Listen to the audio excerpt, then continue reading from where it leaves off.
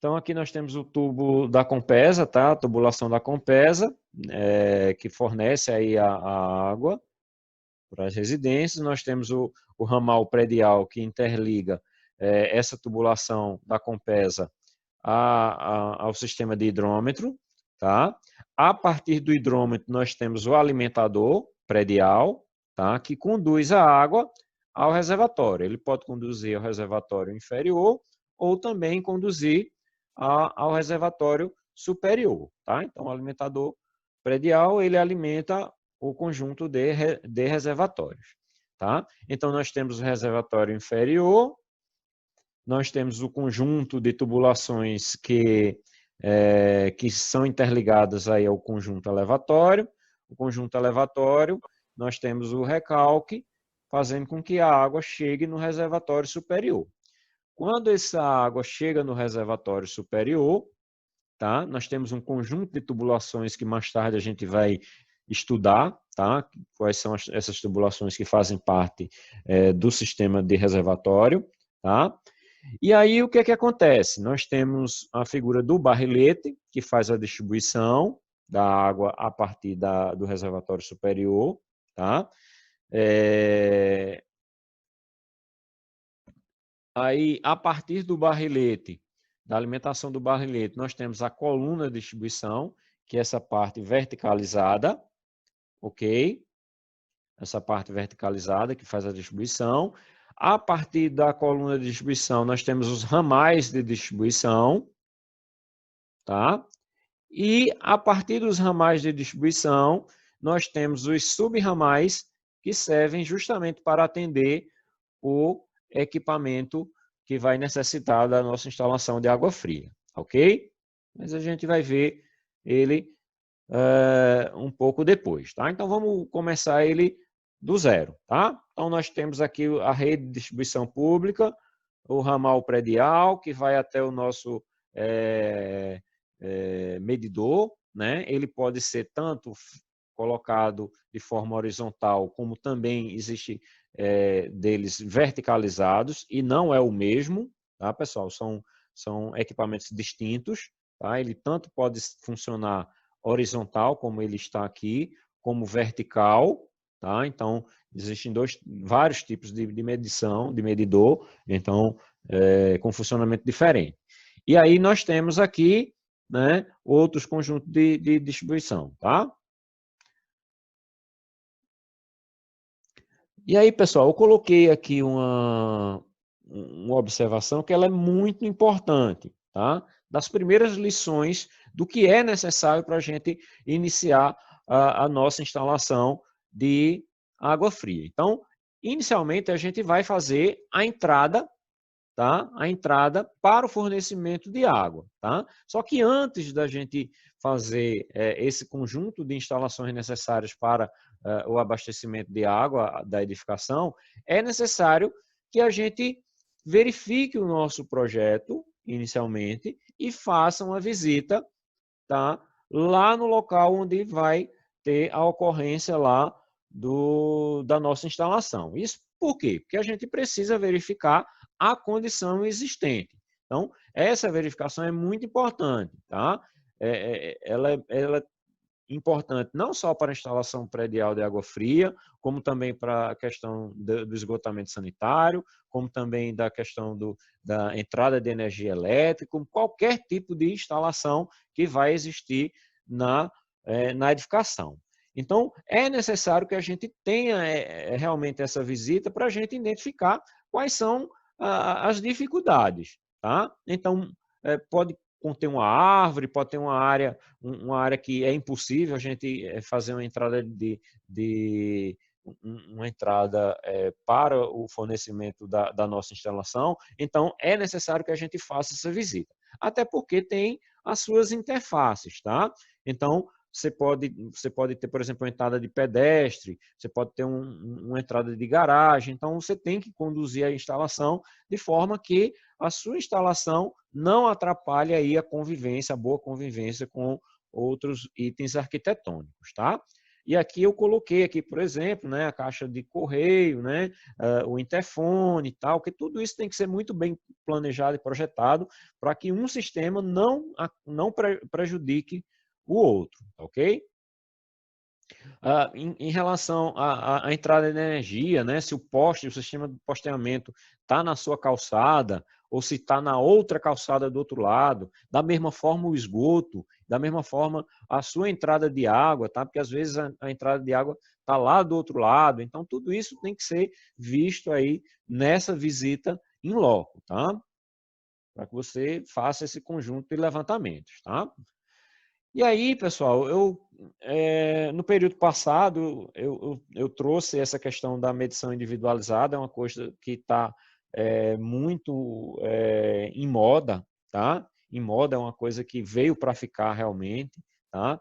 A medição individualizada. Quando a gente tem uma residência, né? Normalmente a gente tem uma medição individualizada, né? E aí, quando a gente entra em lugares que tem mais de uma residência, tá? É importante que a gente traga um sistema de medição individualizada. E ela traz uma série de vantagens. Tá? E aí a gente vai ver aqui quais são essas vantagens. Ok? É muito comum em edificações do interior, né, a gente vê, né, vários apartamentos, conjunto de apartamento, e aí o que é que acontece? Acaba que o condomínio divide o consumo de água, né, de forma igual para todo mundo, tá? O que pode causar aí algum tipo de conflito e tudo mais. Então, é importante que a gente tenha um sistema de medição individualizado. E aí, eu estou trazendo aqui para vocês algumas informações sobre o sistema de medição individualizado, tá? Então, consiste na instalação de hidrômetro do ramal de cada unidade habitacional, ou seja, cada pessoa vai medir exatamente aquilo que vai consumir, ok? E isso tem uma finalidade, né, de racionalizar o uso da água e fazer a cobrança proporcional ao consumo, tá? E aí, né, quando a gente tem um convívio em condomínio, né, com pessoas de outras famílias e tudo mais, não adianta assim eu economizar na minha casa se o outro não liga para a economia, tá? E quando a gente tem um sistema coletivo onde tudo é dividido, tá? E isso pode gerar algum tipo de conflito. Então, o ideal é que realmente seja um sistema individualizado, tá? Então, tal fato é justificado a adoção em edifícios multifamiliares, onde pretende-se reduzir o consumo de água e do efluente de esgoto. Você vê que uma coisa está relacionada com a outra e também, ó, com a questão da energia elétrica, né? Já que muitas vezes a gente tem um conjunto bomba, né? Que funciona comitantemente, né? Então, nós precisamos de um conjunto elevatório para fornecer água. Então, quanto maior o consumo, quanto maior o consumo de água, maior o consumo de energia e maior a geração de esgoto, tá? Então, quando o sistema não é individualizado, o que é que acontece? Algumas pessoas estão em dificuldade econômica, aí deixa de pagar. Mas só que como a água é do condomínio, se o condomínio não pagar, tá? O que é que faz? Corta a água de todo mundo. Então, o que é que acontece? Quando você tem um sistema individualizado, existe uma redução da inadimplência, tá? Porque cada um vai ficar responsável aí pela sua presença ou não, né, do fornecimento do serviço, tá? E aí também a questão dos vazamentos, né? Porque, né, o vazamento pode ter numa residência, na outra não. Então, se você tem um consumo que está muito grande em uma residência, tá? Com o mesmo tipificação de consumo de outra residência, então você pode identificar que aquela habitação ali, ela pode conter vazamentos, e aí você começa um conjunto de investigação para localizar esses vazamentos. É muito mais fácil do que você ter que investigar todos, né? Então você vai exatamente na edificação que tiver aí um consumo maior do que o comum, tá? E aí, ó, eu coloquei aqui uma pesquisa, tá? Da ANA, que é a Agência Nacional de Água, que esse tipo de condição do sistema individual pode gerar aí uma redução, tá? Um consumo aí cerca de 25% menor, tá? E aqui eu estou colocando aqui algumas formas de sistema de medição individualizada. Tá? Nós temos aqui um sistema de abastecimento direto. Tá? Então, nós temos aqui a água vindo por aqui, passa pelo registro, né? E aí, ó, ela é distribuída, né, por um conjunto de hidrômetros, tá? E aí, cada conjunto de hidrômetro interliga aí uma habitação, tá?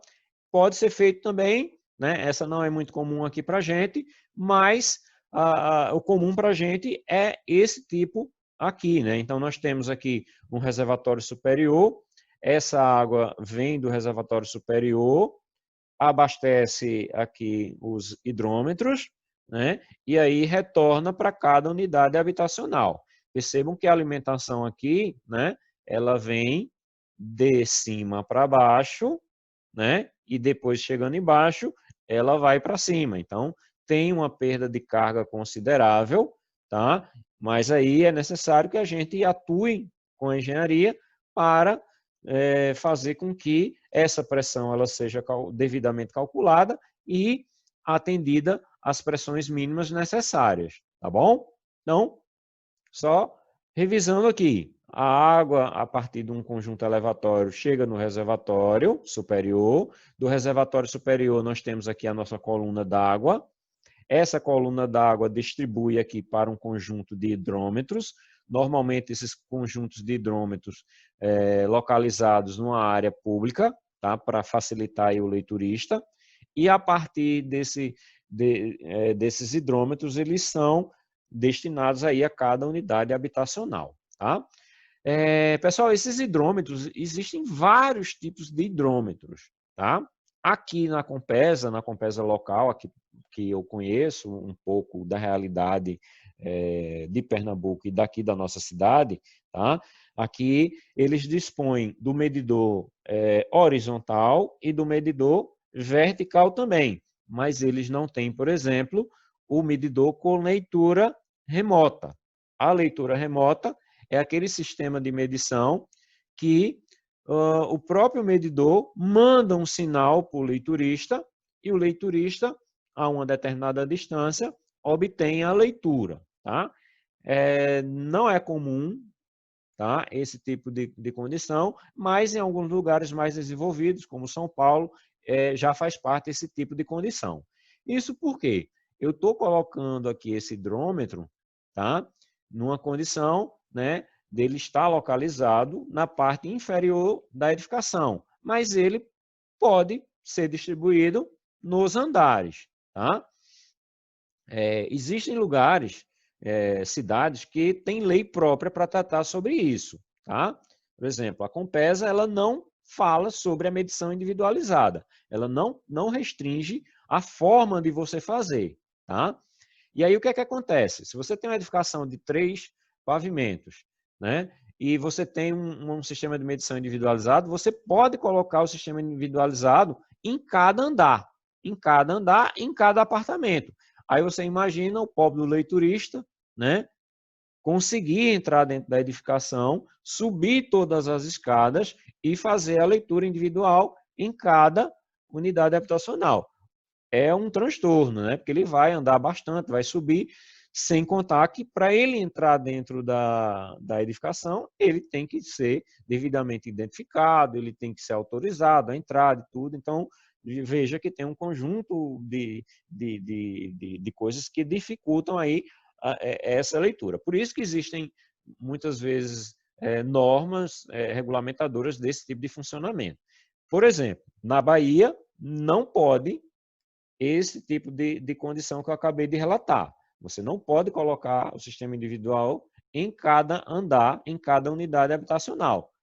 Lá na Bahia, eles são direcionados para baixo, para o andar inferior, tá? Onde o leiturista vem e faz a leitura de todas as pessoas do condomínio. Tá? Então, é uma medida, né, já voltada aí para o próprio leiturista, para que ele consiga desenvolver aí uma produtividade maior na sua função. Tá? E aí esse sistema que eu falei para você, ó, a medição individualizada, né, atendimento aí, né, em cada pavimento, tá? Então, estejam atentos aí que, de repente, esse tipo de condição ela pode ser proibida, tá? Se existe a previsão dela ser remota, então tudo bem, tá? Porque ela manda a mensagem, o leiturista aqui embaixo, não precisa subir, cada registro desse, ele passa a informação e você tendo a informação, né, você não precisa aí estar fazendo a leitura de forma individualizada, tá?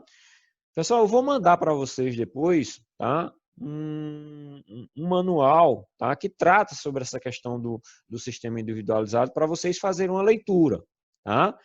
Sobre equipamentos, sobre vantagens do sistema de medição individualizado e tudo mais, tá? Para que vocês comecem a ter aí um conjunto de referenciais bibliográficos, tá? Para que vocês comecem a realmente entender todo o processo de instalações de água fria, tá bom? Depois me lembrem aí que eu mando aí para vocês, tá bom? Aqui uma outra visão, tá? Do sistema aqui de medição individualizada, tá? Com dois tipos de reservatório, né? Reservatório superior e outro inferior.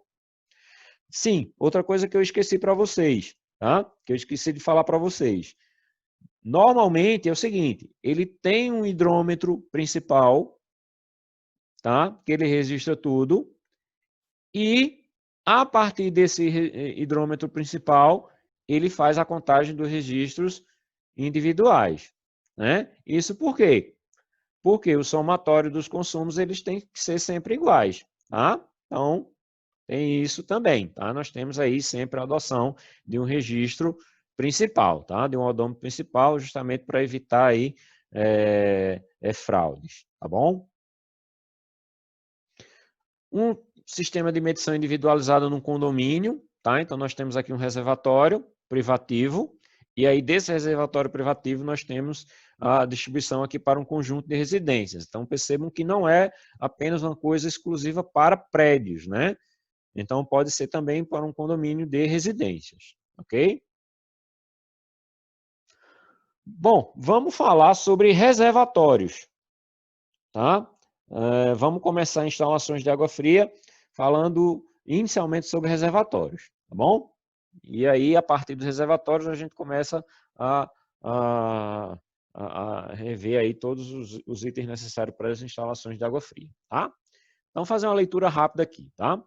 Em alguns países, o abastecimento é feito diretamente pela rede pública. No Brasil, em geral, utiliza-se um reservatório superior para compensar a ineficiência do sistema.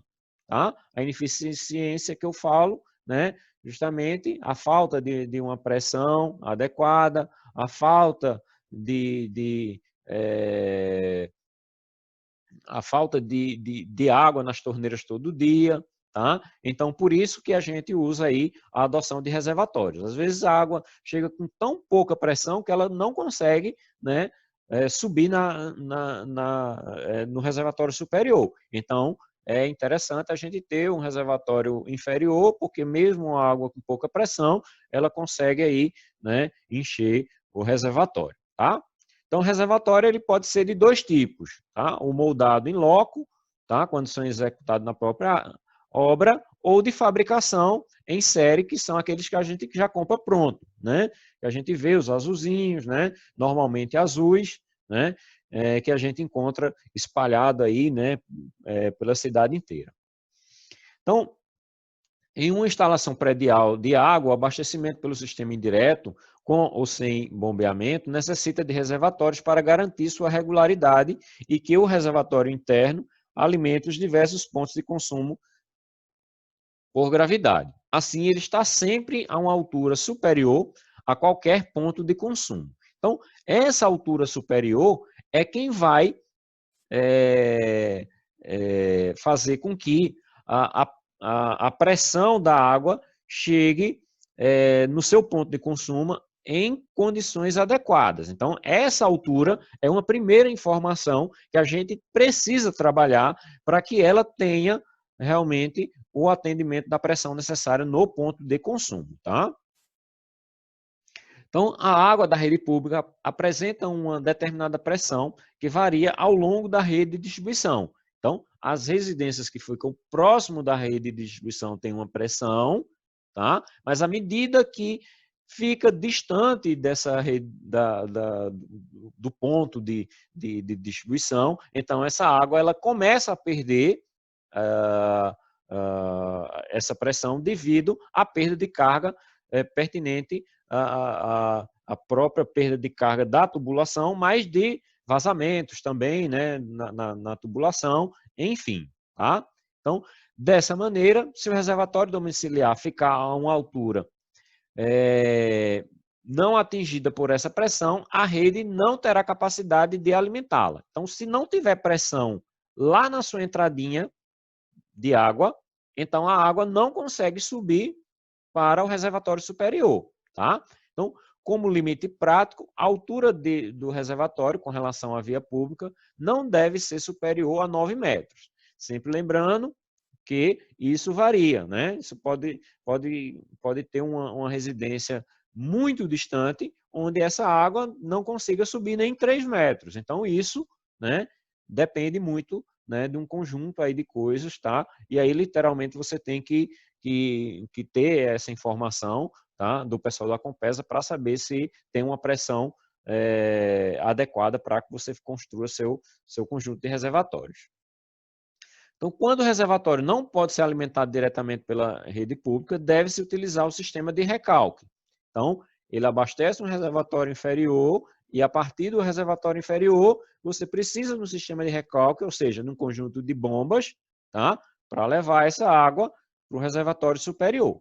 Então, esse sistema de recalque, tá, para edificação que atenda a diversos residências, tá, digamos assim, ele precisa de, no mínimo, tá, um conjunto de bomba formado por 2 bombas. Tá? Por quê? Às vezes uma bomba ela entra em manutenção e aí você tem a outra para que não, essa população não sofra com a falta de água. Então, esse sistema de recalque, normalmente, ele é formado por 2 conjuntos bomba. Tá? E aí, esses reservatórios também, né, são formados por, no mínimo, 2 sistemas de reservatório. O reservatório que fica embaixo e o reservatório que fica em cima. Tá? Então, o sistema inferior é alimentado diretamente pela distribuição pública e o reservatório superior pelo sistema de recalque. Ok? E os pontos de consumo, por sua vez, né, podem ser alimentados aí de maneira mista, né, mas normalmente, né, são alimentados aí pelo reservatório superior. Bem, os reservatórios superiores, os reservatórios, tá, deverão ser projetados e executados prevendo a instalação dos seguintes itens: limitadores de nível, né, com a finalidade de impedir a perda de água por extravasamento. Então, normalmente existe uma boia no final, tá? Então, essa boia ela funciona como um limitador, tá, do nível. É preciso estar atento porque tudo precisa de manutenção e essa boia, quando ela sofre algum tipo de problema, então há o extravasamento, tá?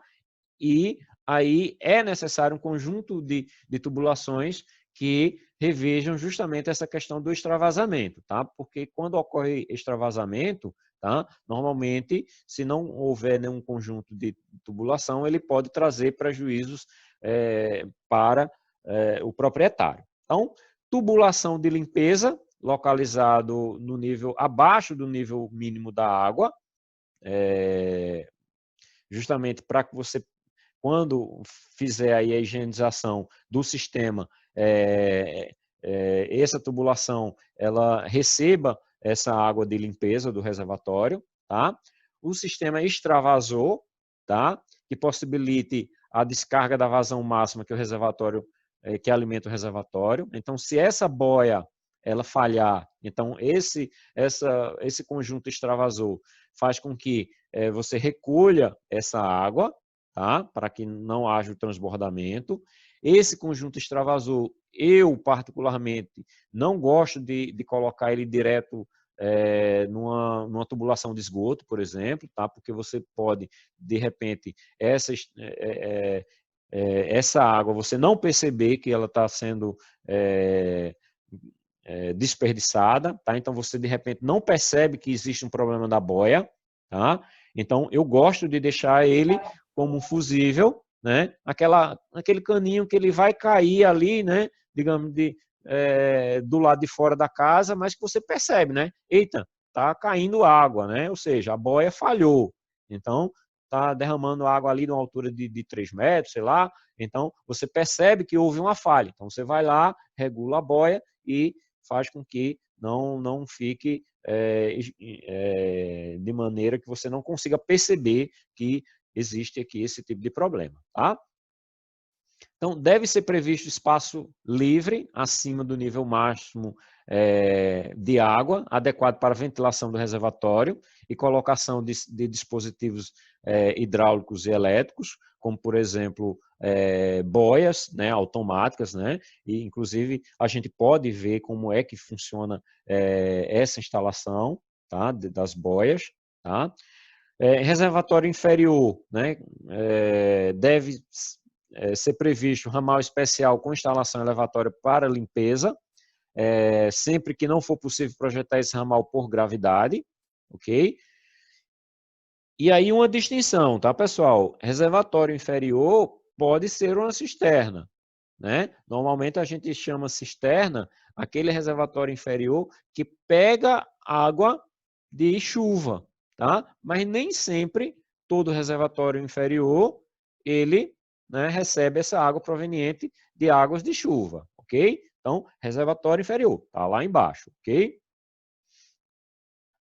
Então, não havendo possibilidade de utilização de reservatório superior para garantir o abastecimento contínuo em condições ideais de pressão e vazão, sugere-se a instalação de hidropneumática, que são justamente esses equipamentos elétricos que pressurizam a água dentro da tubulação, tá? Para recompor aí essa questão de falta de pressão em determinados pontos de consumo, tá?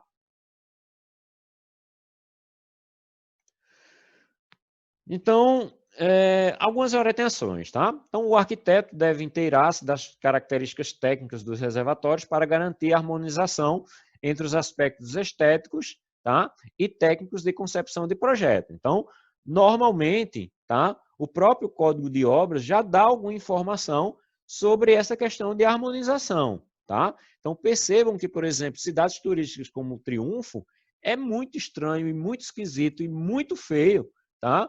A gente ter aquelas caixas de água exposta, tá? Então, muitas vezes o código de obra está lá exposto, lá escrito de forma bem fácil de ser compreendida, que não pode o reservatório estar à mostra. Ele tem que ser colocado de uma forma, né, que harmonize a estética da cidade, tá bom? Então, quem for de Triunfo, eu acho que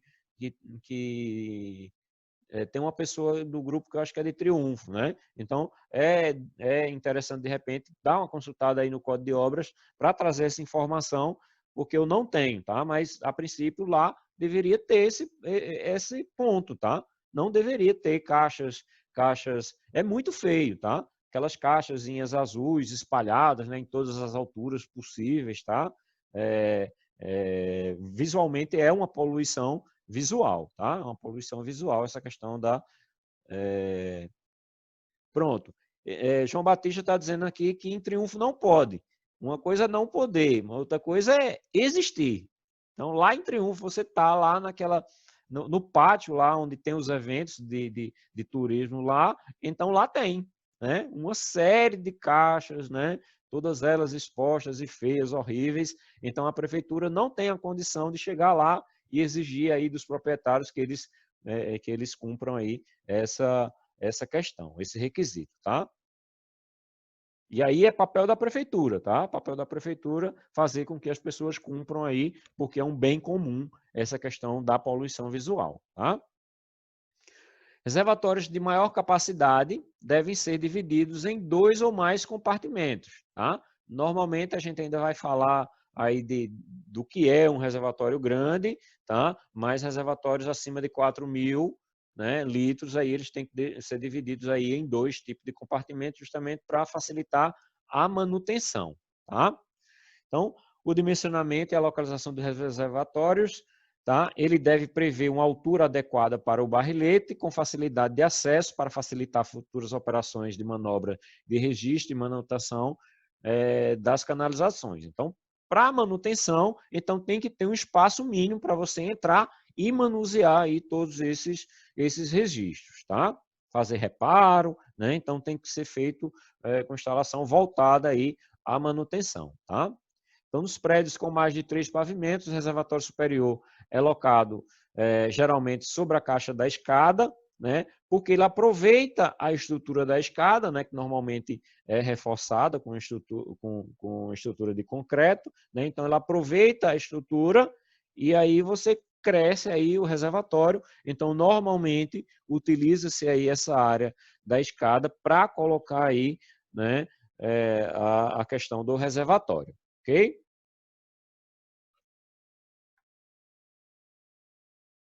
Bom, e aqui a figura que eu falei para vocês, né? Então, nós temos aqui a questão da escada, né? Então, aqui nós teríamos, a princípio, aqui o último pavimento, tá? E para o acesso aqui ao barrilete, nós teríamos uma escada aqui, dessas escadas tipo de bombeiro, tá? Então, você sobe por aqui, tem que ter um espaçamento mínimo aqui de 80 centímetros, justamente para que você tenha o espaço necessário para mexer aqui com o conjunto de registros para operacionalizar aqui o reservatório, tá?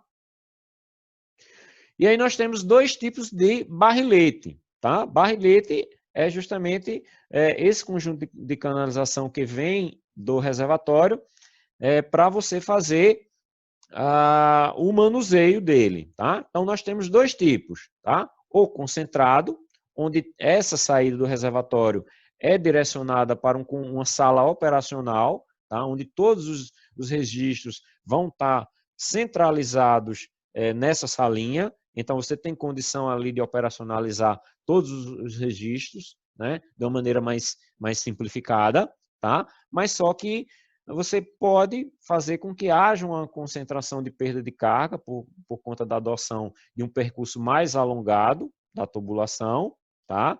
E um sistema mais caro, tá? Esse sistema concentrado.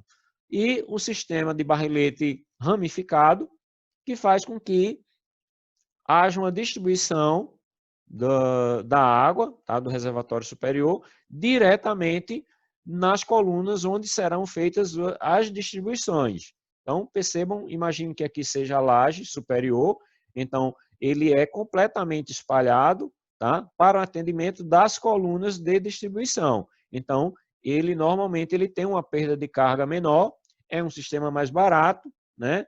É um sistema mais difícil de você operacionalizar, porque eles ficam os registros ficam mais distantes, né, um do outro, então ele cria essa dificuldade de operacionalização, mas é um sistema que ele tem uma perda de carga menor e é um sistema mais barato, né, já que você aqui concentra várias curvas, vários T's, várias ramificações aqui que fazem com que a perda de carga seja maior. Então, aqui ele fica mais simplificado e tudo, mas cria uma dificuldade aí no manuseio. Tá, a gente está faltando um pouco menos de 3 minutos, tá? Então, eu vou chamar a atenção de vocês, nesses últimos 3 minutos, da questão da localização e altura do reservatório superior, tá, pessoal?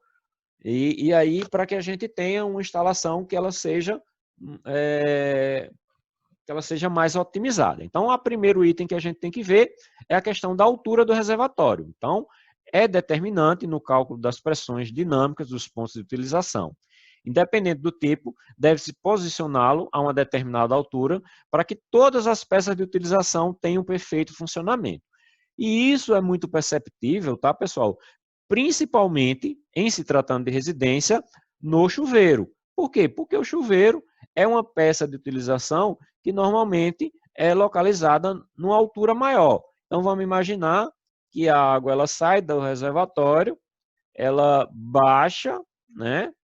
Ela passa por uma coluna de distribuição, depois ela vem até o banheiro, depois ela começa a subir passa por um registro e aí tem um atendimento do chuveiro. Então, percebam que ela desce para depois subir. Então, normalmente, há uma perda de carga, a maior perda de carga de uma instalação residencial é localizado no chuveiro. Então, quando a gente faz o dimensionamento de uma residência, normalmente o chuveiro é que a gente observa para saber se a gente vai atender o requisito técnico do chuveiro, tá? Então, a gente precisa de uma altura para combater essa perda de carga aqui do chuveiro. Então, não se preocupe com essas definições, tá? Depois, quando a gente tiver na parte de dimensionamento, aí a gente volta a essas questões e aí a gente volta a falar sobre isso, tá? Então, o que é que a gente faz? Normalmente, a gente faz um castelinho de água, né?